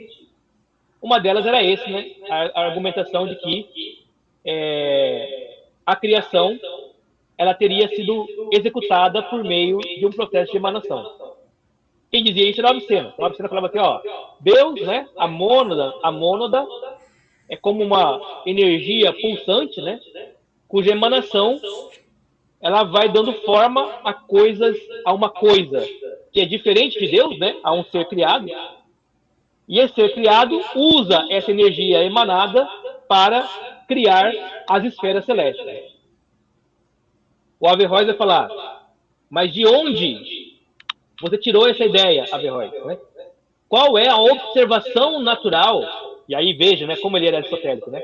Qual é a observação natural que te permite constatar a existência de esferas celestes em ordem de decrescência, né, ou de imanência, né, em que a nossa é supramaterial e a lá de cima, a 10ª, é superespiritual? O que te autoriza a dizer que são 10 essas ordens, essas esferas? Por que não 9? Por que não 20? Por que não 1000? Por que não 3? Né? Então, para o Averroes, não havia nenhuma razão empírica que fosse sustentável para que Avicena falasse que havia essas esferas de emanação aí. Lembra, né? O aristotelismo, ele é o tipo de filosofia que você faz a partir da empiria, a partir da experiência das coisas. E por isso ele já não aceita essa conclusão do Avicena, por achar que ela é muito especulativa, ela é muito neoplatônica e ela é pouco, vamos dizer entre aspas, né, científica, muito pouco racional, conforme a visão aristotélica. Averroes também discorda da visão de Avicena de que a existência é meramente um acidente adicionado à essência, argumentando o contrário, né? Então, vamos relembrar aqui da última aula, né? O Avicena diz o seguinte, olha, existe a existência e existe a essência. A essência não existe. A existência, ela é inferior à essência. É a partir da essência que a existência vem a existir. Portanto, a existência é inferior à essência. O que é a essência para ele? A essência são as ideias perfeitas, eternas e imutáveis. O que é a existência? São coisas materiais, imperfeitas, mutáveis e finitas. Então, dizer que Deus existe para Avicena era dizer que Deus é finito, é material, é mutável, é inferior. Deus não pode existir porque Deus é uma essência eterna. Assim como todas as ideias platônicas são essências. Elas não estão na existência, estão em um outro nível, né, de realidade e, portanto, separados dessa existência aqui. Essa existência, ela pode gerar coisas e pode destruir essas coisas sem prejuízo das essências lá. Esse é o pensamento do Avicena, que é um pensamento bastante platônico. O Averroes vai dizer, se algo existe por si só, e a essência só pode ser encontrada por abstração subsequente, logo, ele vai dizer, a essência existe também. A essência é parte da existência e, portanto, é parte do mundo material. E aqui ele está muito próximo do pensamento aristotélico. Lembra que o Platão fala assim, ó, a essência dos cachorros está nas ideias, no mundo das ideias. Enquanto os cachorros aqui, do mundo material, são apenas cópias mal feitas da essência. Isso é Platão. O Aristóteles fala, não, são os cachorros da existência que fazem com que a minha mente possa abstrair a ideia de essência, que não está despregado do mundo material, mas está dentro dele, está dentro do mundo material. As essências estão nas coisas. E é exatamente isso o que o Averroes está falando. As essências estão nas coisas. Portanto, Averroes acaba concluindo de que Deus, de que as ideias, de que tudo isso é matéria. E é matéria que existe como mundo material. Os teólogos juristas islâmicos vão acusar Averroes de ser um materialista, de querer tirar a divindade de Deus, transformando Deus em uma espécie de ser também criado. E Averroes não vai... ele vai tentar ao máximo, né, não dizer isso claramente, mas ele está confirmando isso o tempo todo.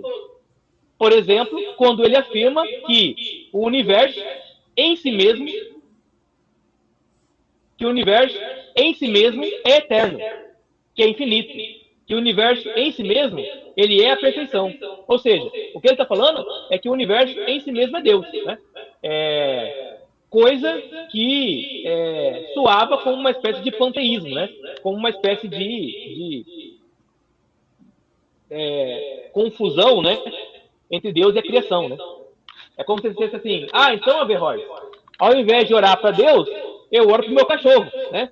Já que Deus está no meu cachorro também é parte da matéria, meu cachorro também é parte do universo, se eu orar para o meu cachorro, eu estarei orando para Deus ao mesmo tempo, né? Olha, claro que isso é uma extrapolação, mas é disso que se trata quando você está analisando a obra de um filósofo que ele está falando e está levando a última consequência do pensamento dele. Pode falar. Ozaki, eu não consigo entender como que eles podem achar que o universo é eterno. Por que uma pessoa pode achar que o universo é eterno? Por quê? Porque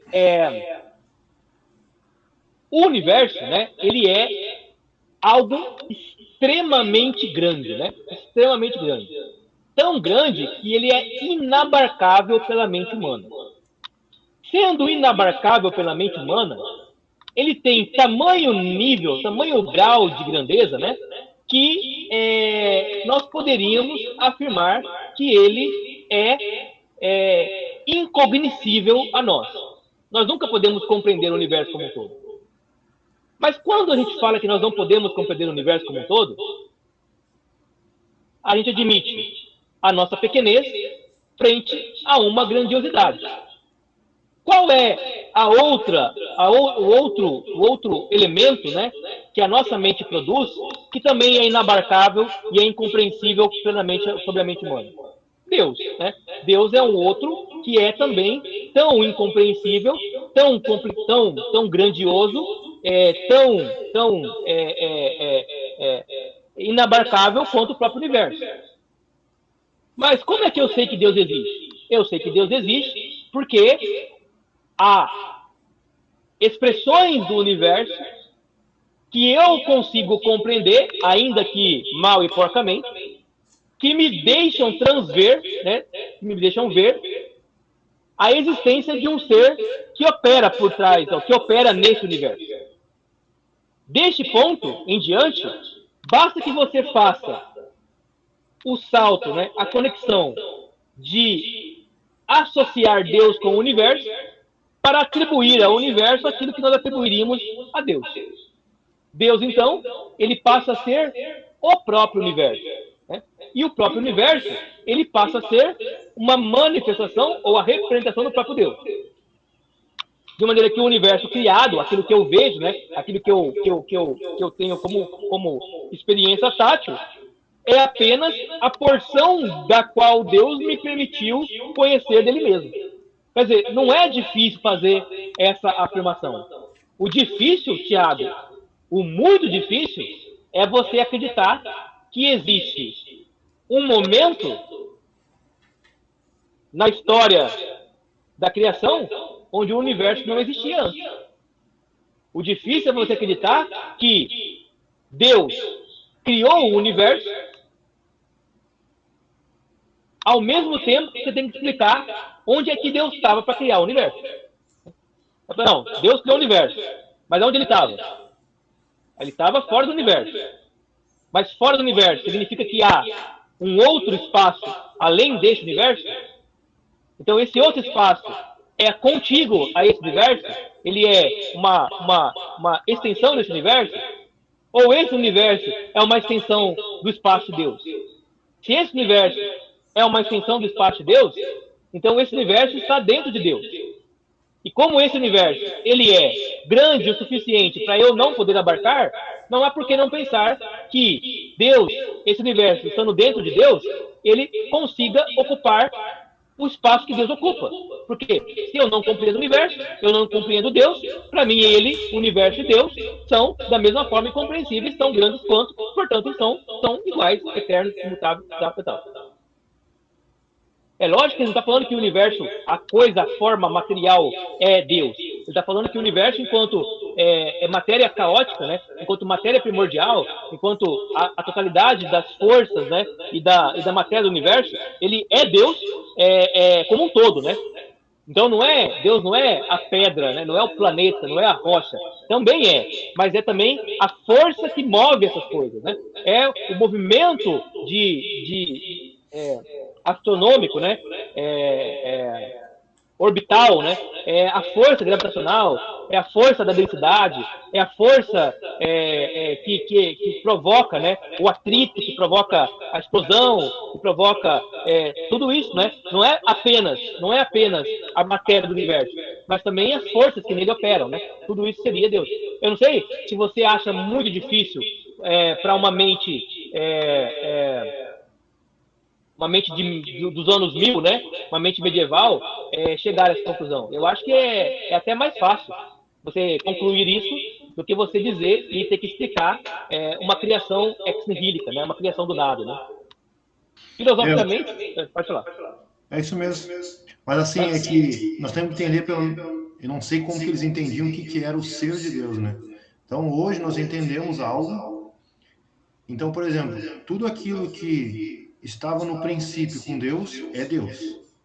No entanto que se tudo que ele criou, né, tudo que ele criou precisa estar criado para ele existir, isso que ele criou é tão Deus quanto ele. Isso, perfeito. Então, mas nós sabemos isso hoje, né, que hoje é mais fácil saber isso. Então o universo não pode estar com Deus no princípio, senão o universo também seria Deus, teria a mesma forma que Deus. É isso mesmo, é isso mesmo. É isso aí. Só que eu acho que no tempo deles não era fácil entender isso, né? Hoje é. Não é que era fácil entender. Se você lesse a Bíblia ou se você lesse o Corão. Mas para você fazer esse raciocínio que você fez agora, por meio da pura filosofia, isso era muito difícil. É muito difícil, né? É muito difícil. Então, quando você vinha com essa explicação aí, você falou assim, mas você sabe disso porque a Bíblia diz. Né? Mas aí, sem a Bíblia, chega a essa conclusão no pelo, aqui, ó, na razão, né? De onde você tirou essas ideias aí?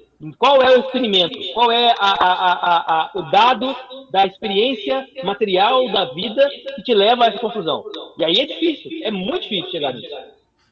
Nós chegamos à conclusão partindo da filosofia, mas auxiliado por filósofos cristãos.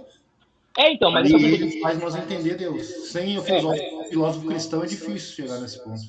Não é? Mas, Thiago, a gente parte dessa conclusão aí, na verdade, a conclusão é dada na revelação, né? Na revelação. Os filósofos cristãos, eles vão articular o pensamento filosófico para ele dar base para essa situação aí. Isso mesmo. É. Porque isso não está claro em nenhum filósofo do mundo antigo, isso é claro. Platão, Aristóteles, todos eles entendiam o universo meio como se fosse uma coisa eterna mesmo, né? Está aí desde sempre, nunca não esteve, né? Você pega lá, por exemplo, a religião hindu, religião budista, né? A mesma coisa, né? O universo é samsara, né? É um ciclo permanente de fazer e desfazer, está sempre aí. Ou seja, não tem a ideia de um momento onde não há universo e há. Isso aí é um dado da revelação. Aí a revelação fala assim, ó, é assim, ó.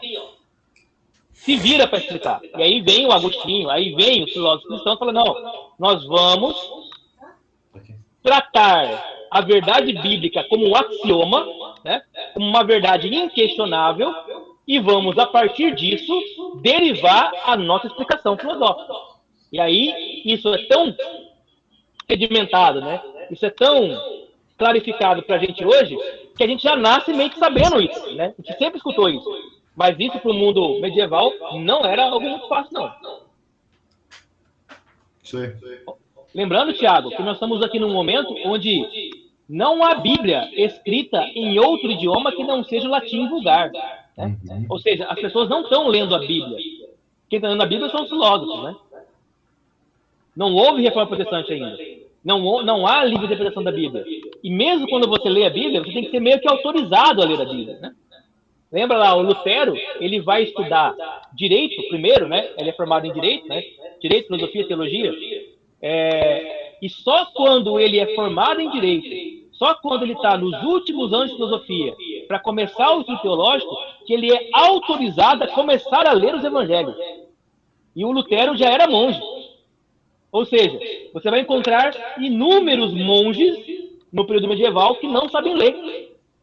Inúmeros monges que sabem ler, mas que não leram a Bíblia nenhuma vez na vida. E outros que foram autorizados a ler somente porções da Bíblia. E isso é assim mesmo, né? Por quê? Porque você quer garantir que ninguém vai sair por aí lendo a Bíblia e interpretando do jeito que quer. Né? Você tem que interpretar do jeito da igreja, do jeito do magistério. E para isso, a igreja controla quem lê e quem não lê. Aí você fala, isso é ruim. Bom, bom e ruim, né? É um juiz de valor anacrônico, né? Mas digamos assim, desde que Lutero propôs, né, o livre exame das Escrituras, propôs colocar uma Bíblia na mão de cada um, ao mesmo tempo que nós tivemos um florescimento dos estudos bíblicos, nós tivemos uma penca de heresias, uma penca de interpretações absurdas da Bíblia. Né? Interpretações essas que vão gerar todo o liberalismo teológico. Quem é o pai do liberalismo teológico? Né? Como é que é o nome do cara lá, que é o primeiro liberal? Um alemão. Schleiermacher, né? Schleiermacher é o primeiro teólogo cristão liberal. Né? Schleiermacher era um luterano. Schleiermacher era um alemão. Schleiermacher, ele era da Universidade de Bonn. Schleiermacher, ele era um leitor da Bíblia que só poderia fazer o que estava fazendo porque Lutero abriu as porteiras séculos antes. Schleiermacher olha para a Bíblia e fala: este livro é, antes de ser um livro revelado, um livro de literatura. E eu posso aplicar a esse livro qualquer regra de literatura que eu aplico a qualquer outro livro para dar resultados que sejam linguisticamente, literariamente corretos. Schleiermacher cria a metodologia exegética, cria as primeiras metodologias hermenêuticas. E ele é um liberal. E a forma como ele estuda o texto bíblico, a gente, se lesse, né, as interpretações dele, ficaríamos horrorizados. Por quê? Porque o Schleiermacher pega, sei lá, Moby Dick, né? Ele pega Shakespeare e lê o Shakespeare do mesmo jeito que lê a Bíblia. Ou melhor, lê a Bíblia do mesmo jeito que lê Shakespeare. Se você pega uma obra do Shakespeare, está lendo ela, fala assim, aqui eu concordo com isso, aqui eu discordo, aqui eu acho que está errado, aqui eu acho que ele exagerou, aqui eu acho que está certo. O Schleiermacher está fazendo a mesma coisa com a Bíblia. E é em reação ao Schleiermacher, em reação ao que ele está fazendo, é que haverá, tanto em Wittenberg, né, como em outros centros de estudos mais tradicionais da Alemanha, a criação do chamado método histórico-gramatical, que era uma forma de concordar com o Schleiermacher de que a Bíblia deve ser lida por meio de regras gramaticais, mas ao mesmo tempo não esquecer que ela não é um livro comum, mas que ela é um livro inspirado. Quer dizer, porque tudo isso, olha, o que eu quero dizer com isso, né? É que na medida que a gente vai tendo liberdade para interpretar, para ler, para estudar o texto bíblico, a gente ganha a possibilidade de entender melhor, como a possibilidade de fazer muita merda, de entender muito ruim, né? De fazer muita heresia. E a prova disso é que hoje você circula pelas igrejas evangélicas, né, no Brasil, e você vê umas aberrações absurdas, né? E aberrações absurdas de gente que está lendo a mesma Bíblia que você, está dizendo, não, mas o texto está dizendo o contrário do que você disse. Mas por que isso é possível? Porque todo mundo pode ler a Bíblia e ninguém tem que prestar conta a ninguém. Então, o que a Igreja Católica tentou fazer, aqui passando pano, né, era tentar impedir que isso acontecesse na Idade Média. E acabou que ela mesma conseguiu, né? Ela controlou o fluxo da informação. Mas, a partir da reforma em diante, aí a porteira foi aberta, né? Destrambelhou o negócio. E aí nós criamos, né? Tanto o protestantismo tradicional, comprometido, né? Histórico, né? Com fundamentos, como maluquices, né? Do tipo pietismo, né? Do tipo anabatismo, né? Do tipo essas coisas meio malucas aí, né? Cacas e tal, né? Bom, isso é uma divagação da história da igreja que é importante a gente entender aqui. Osar, só perguntar, mas a partir do momento de Lutero, qual é o filósofo sério, a partir do Lutero, que nós devemos escutar para dizer que nós estamos corretos? Para dizer que nós estamos corretos? Você fala assim, qual é o filósofo comprometido? Nós estamos lendo Tomás Aquino confiando nele. Assim, entre aspas, confiando nele. Nós estamos lendo Agostinho sabendo que ele era do lado do platonismo, mas a gente confia nele. A partir de Lutero, quem a gente pode citar também como confiável? Então. Porque assim, surgiu esses vários tipos de igrejas, né? Por causa de líderes, né? Sim. Não por causa de líderes apenas, mas igrejas por causa de líderes, certo? Mas a interpretação por causa de acadêmicos. Sim. Então, se eu fosse católico,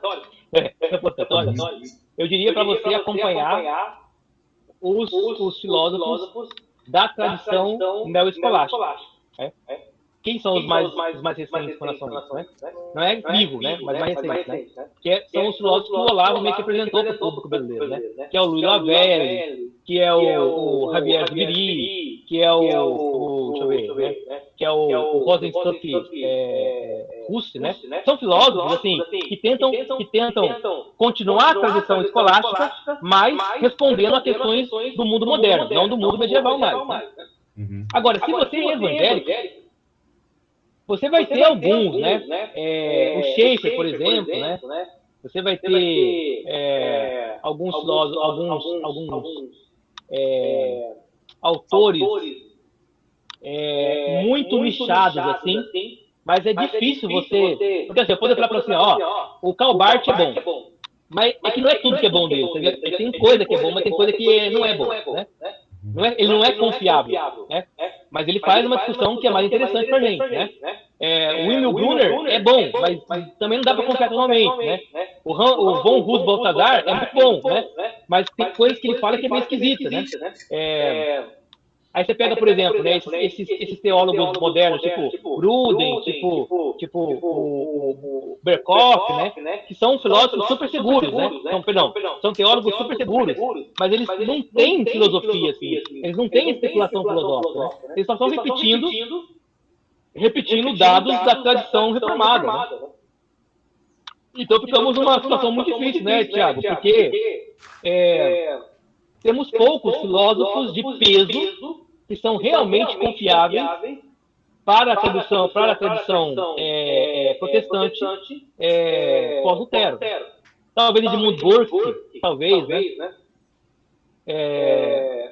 Eu ia falar Chesterton, mas Chesterton já não é evangélico, né? Chesterton é católico, né? Talvez o C.S. Lewis, mas o C.S. Lewis é anglicano, então tem algumas diferenças. Então eu não sei o que dizer. Na verdade, eu acho que seria uma coisa bem interessante de dar uma pesquisada, né? De entender quem são os filósofos protestantes que falam hoje e que são reconhecidos como bons filósofos pelos protestantes conservadores. Eu acho que o Schaeffer talvez seja a unanimidade, mas você pega a obra do Schaeffer, ela não é uma obra de peso filosófico, não. Ela é uma obra filosófica, mas bastante nichada. Difícil o assunto, né? É um assunto difícil por quê? Porque, Tiago, os protestantes, né, os cristãos evangélicos, não são muito afeitos à filosofia. Não é muita praia dos caras, não. E quando eles se dedicam um pouco mais ao estudo, eles vão muito mais para o lado da teologia do que da filosofia. A questão que eu estou querendo colocar para a gente, né, é que as teologias que a gente escuta, que a gente lê, elas têm base filosófica. Por mais que o autor da teologia não diga qual é, e por mais que ele nem saiba qual é, tem base filosófica. E entendendo a filosofia do autor, eu consigo progredir mais com a teologia do que se eu estivesse pegando somente a teologia. Sim, isso mesmo. Eu pego o John Piper. John Piper é um grande teólogo, comentarista, né? Pregador, né? John Piper é um grande, Paul Washer, né? É um grande nome, né? Da teologia, né? Mas quais são os filósofos que eles leem, né? Quais são os filósofos que formam o pensamento deles? E por vezes, esses filósofos que eles leem são filósofos que a gente não conhece, porque não estão no cânone. Não são os filósofos mais famosos, né? Que você estuda na faculdade, né? São os filósofos meio assim, meio sorrateiros, assim, né? Tipo o Eric Wegley. O Eric Wegley é um puta de um filósofo, ele é protestante, ele é luterano, é um grande filósofo, mas assim, em todos os meus anos de faculdade eu nunca vi ninguém falando do Eric Wegley. Só vi falando do Eric Wegley quando o Olavo falou, né? Então, eu não sei dizer, Thiago, mas eu sei que o Eric Wegley é um cara que você pode ler confiando em tudo que ele fala, né?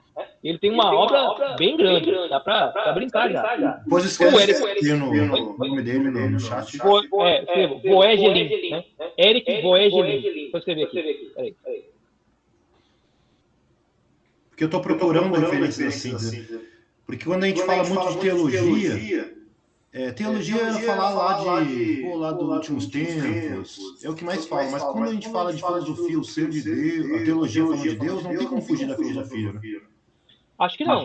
Não tem como, é impossível. Só que teologia seria assim, falar assim, lá dos 1000 anos, né, o milênio, assim, é mais uma teologia, né? Entendi. Eu não vejo de teologia separada da filosofia, eu não consigo separar mais. Vamos pensar numa escatologia que tenha uma base filosófica por trás dela. Ok. Tem um autor que eu vou colocar aqui, ó, para você, que chama. O nome dele é Karl. Acho que é Karl.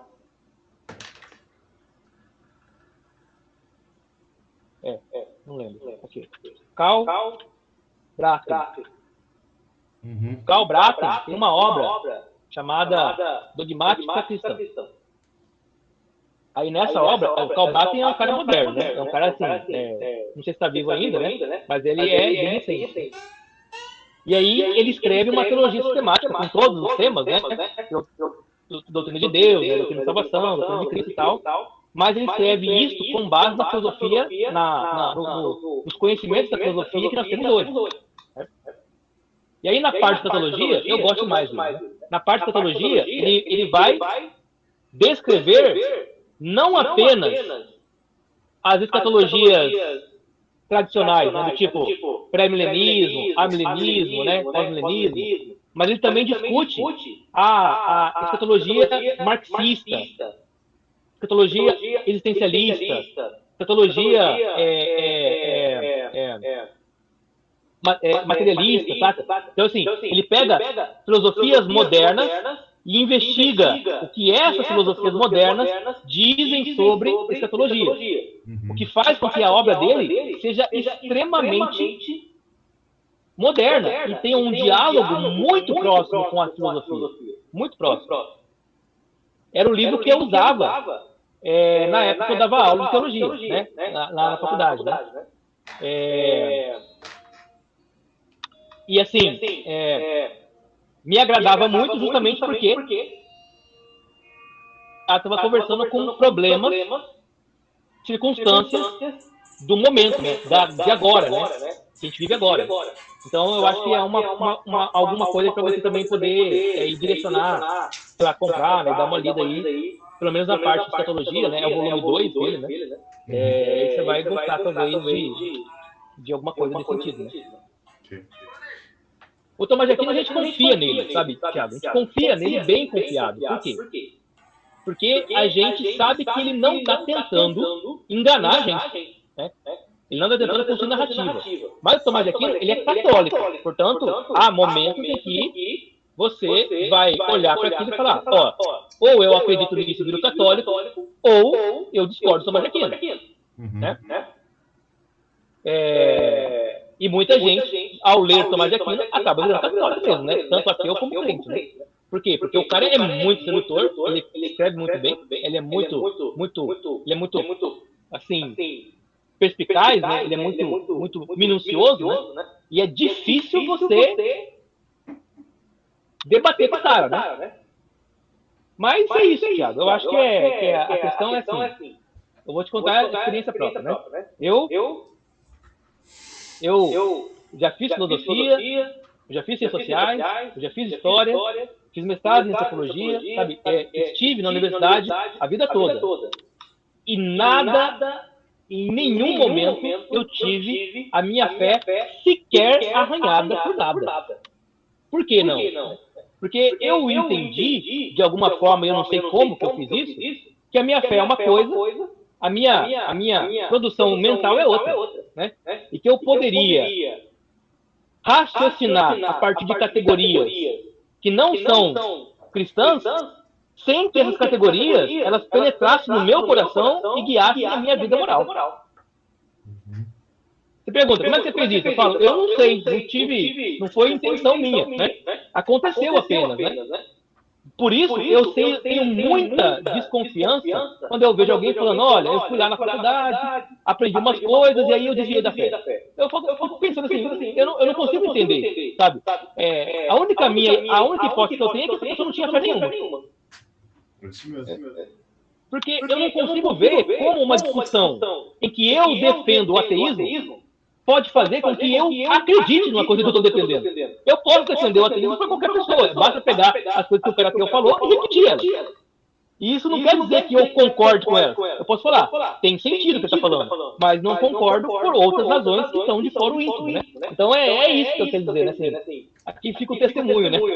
Não sei como, né? Eu não tenho essa experiência, né, Thiago?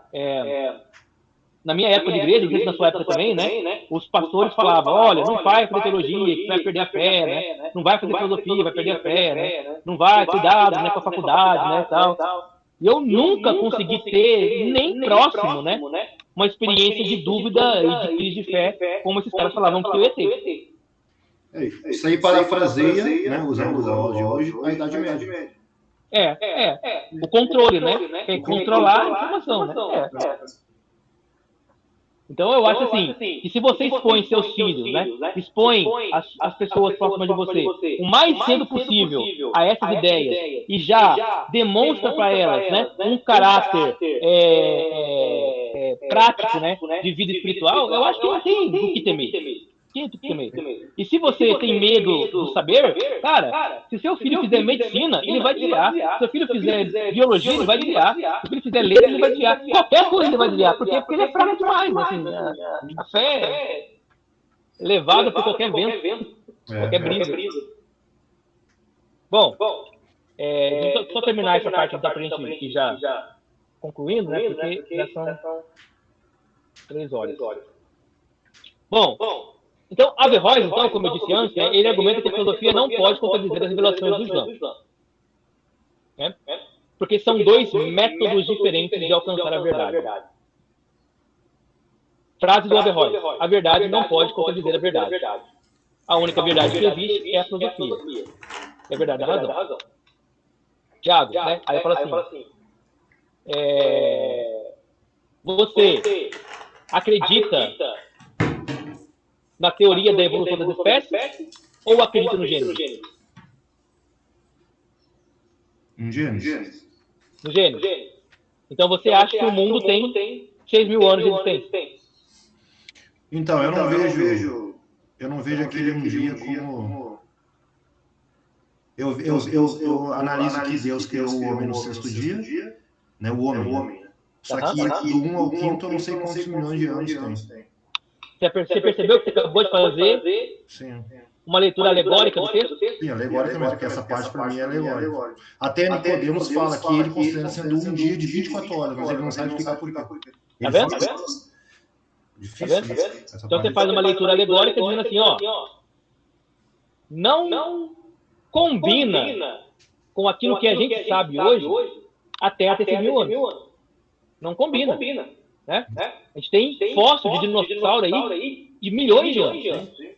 Né? Então não combina. Mas aonde está a verdade?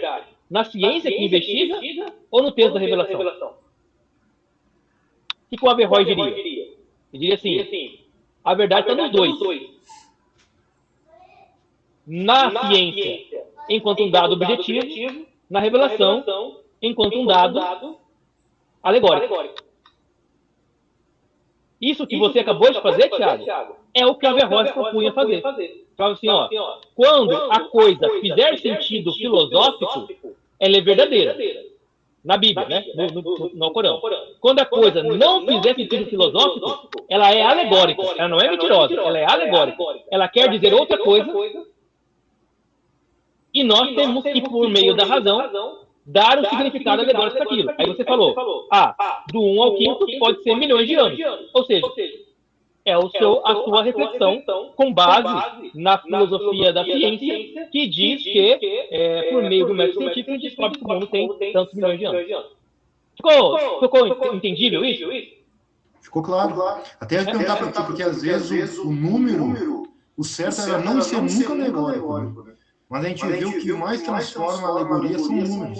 Porque você pode dizer qualquer coisa de um número.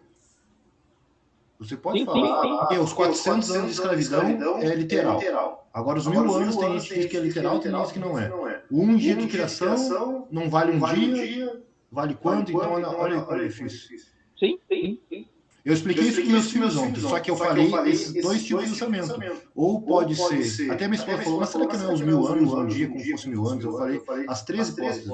Tem gente que considera um dia como um dia, tem gente que considera um dia como os 1.000 anos, e pode considerar isso que Deus fez todas as coisas. Mas o princípio importante é que ninguém estava com Deus. Quem estava com Deus lá é Deus. Aí eu li João 1. Perfeito, é isso. Eu expliquei assim, né? Até que eu sei. A partir daí eu vou aprender ainda. Perfeito, é isso. Por exemplo, né, tem uma passagem que diz assim, né, Thiago? Ó, se beberes coisas envenenadas, né? Se serpentes picarem em vocês, não vão morrer. Não tem isso a passagem? Tem. É verdadeira a passagem? Bom, é verdadeiro o que está escrito, mas assim, tem que ver o contexto agora, né? Porque eu não posso beber algo e dizer, que o servo de Deus vou beber, não tentar, não sou Deus, né?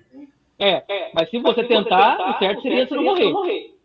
Mas se você tentar e morrer, você provou que a Bíblia está errada. Sim. Agora, se você falar assim, não, mas não é literal. Não é literal. Aí você salvou a Bíblia, né, da experiência, certo? E é isso que o Averroes está fazendo. Então, assim, olha, não é que a Bíblia está mentindo. Porque eu sei que se eu pegar uma serpente venenosa e colocar ela na minha jugular aqui e ela me picar, eu vou morrer. Eu sei que eu vou morrer. Mas se eu pegar um pote de veneno e beber o pote de veneno, eu vou morrer. Se não morrer, eu vou ter, né?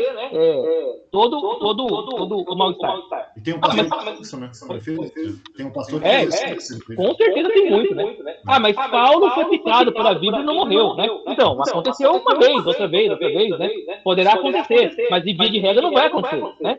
Via de regra não vai acontecer. Então, como é que eu sustento que esse texto é verdadeiro? Eu falo, é porque o sentido do texto não é para você se colocar nessa situação. Não é para você acreditar que você vai passar por um serpentário, né, pelado, pisando nas cobras, vão picar e você não vai morrer. Não é disso que se trata. É uma coisa alegórica, dizendo assim, olha, aí não sei, né? Depois aí você vai fazer a sua alegoria, né? Vai dizer assim, olha, a coisa mortífera, né? O veneno pode ser as palavras venenosas que as pessoas jogam para você tentar te induzir, né, ao pecado, né? As víboras podem ser os demônios, né? Que tentam inocular em você o veneno, mas você tem a firme convicção, né? Na rocha de Deus, que você não deixará que isso te envenene. Quer dizer, acabei de dar uma interpretação que não é mentirosa. É mentirosa a minha interpretação? Não. Mas que não é literal. Ela não é nem mentirosa, nem é literal. Ou seja, eu ajeitei o texto, né? Ajeitei o texto. Para ele poder fazer sentido à mente racional moderna. E tu é aceito, você não é expulso, né? É isso que a Averroes fazia, né? Exatamente, né? Averroes fazia isso, né? E aí o pessoal foi reparando, né? Ó, ele fez um, fez duas, fez três, né? Mas vai chegar uma hora que a Averroes vai falar uma coisa, não, isso aí é demais, né?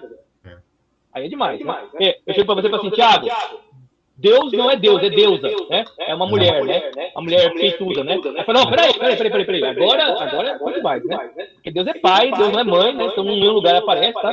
Então, é isso, quer dizer, o Averroes vai chegando, né? Vai falando algumas coisas, mas tem uma hora que ele meio que a pessoa encrespa com ele, né? E aí, quando ele tiver a oportunidade de derrubar ele, aí vai ser chão certo. Sim, entendi.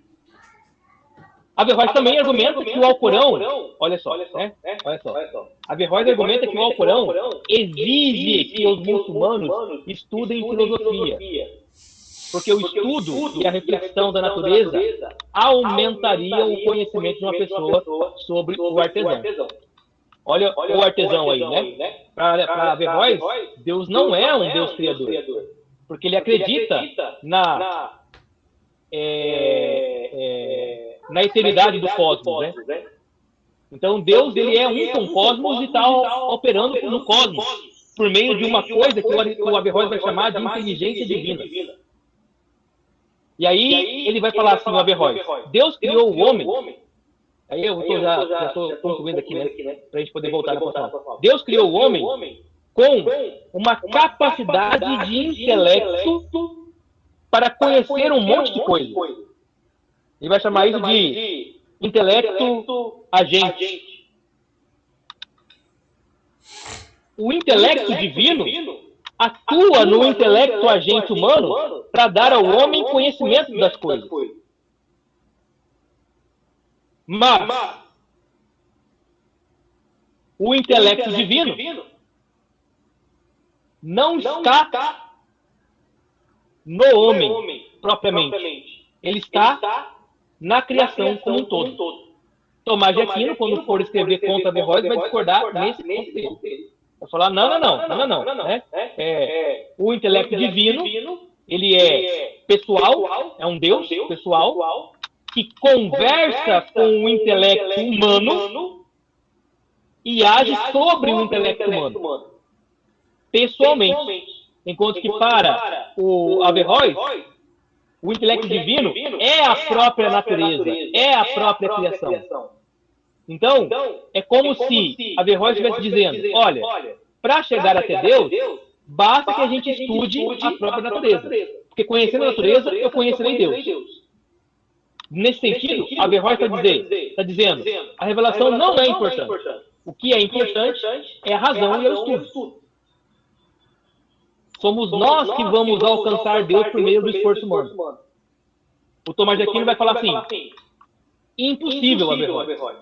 Deus é inabarcável. Deus é um ser pessoal, totalmente outro, que só se deixa conhecer por meio das suas revelações, e revelações essas que não sou eu que vou atrás delas, mas são elas que vêm atrás de mim. E aí Tomás de Aquino insere a figura de Cristo como Deus desencarnado que encarna para me revelar o que não seria possível a minha razão alcançar por conta própria.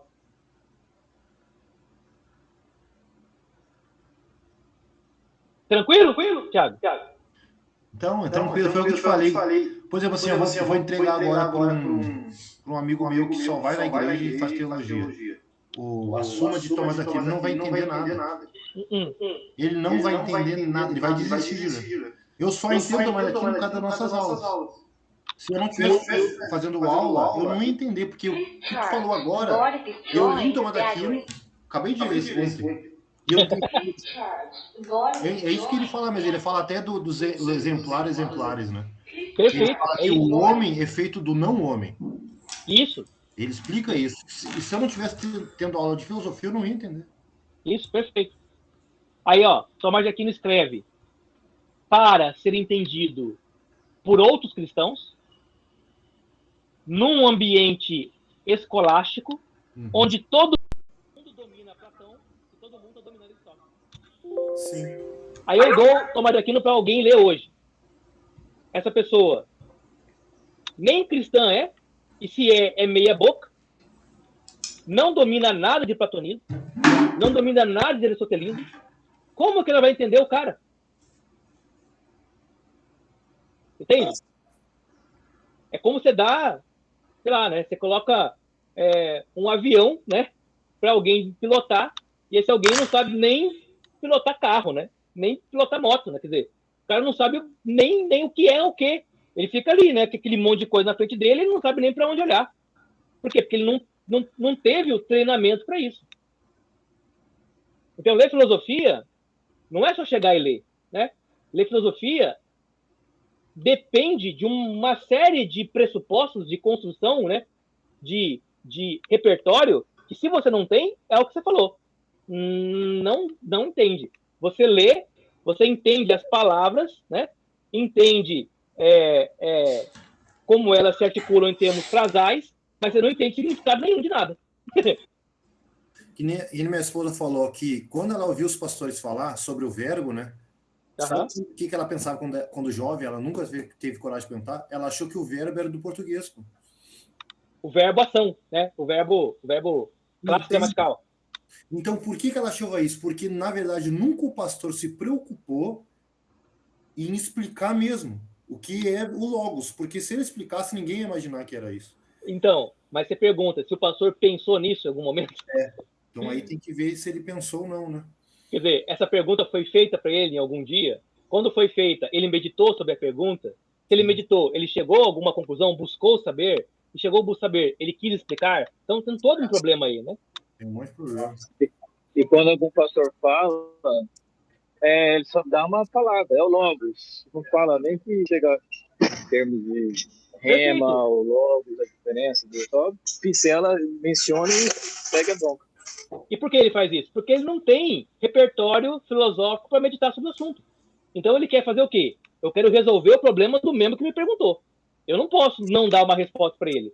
Então eu vou encontrar a resposta mais óbvia, né? A mais fácil e dar. Tá aqui. Que nem ontem, Isaac, eu tentei perguntar, o meu guri de 5 anos, eu falei assim, eu faço pergunta para meus filhos, né? Eu falei,